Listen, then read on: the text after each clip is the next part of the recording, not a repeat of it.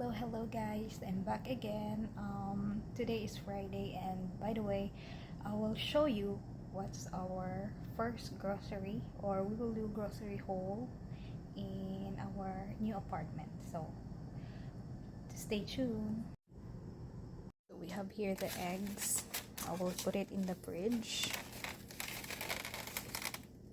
So yan guys, dito muna tayo sa meat, no. So ito we have whole chicken kasi I'm planning to make lechon manok Filipino style. I have pork, yung bacon. Ito may pork belly na ako guys, pero skinless ata ito. Yeah, skinless ito. Wala tong skin. And then ito chicken thigh boneless, pork,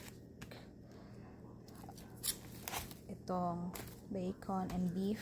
We have ito yung pagkain, or ano to tawag na to, basta hindi ko alam yan. And then meron pala ako ditong chicken thigh and legs kasi magba-barbecue ako ulit.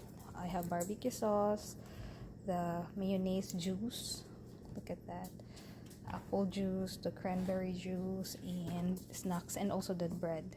So I will show you the other one. Look at that.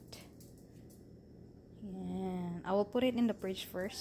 So ito guys ang second batch. So may meat pa pala ito, itong ground beef. Then itong ating onion, garlic. Ito yung water ng husband ko. Marami to, mga 12 or 14 pieces ata to. Then meron kaming ito, sparkling cider, parang wine. Yan. Ito, dalawang root beer kasi mahilig ang asawa ko dyan. Ito, gamot. Ito yung mga veggies natin.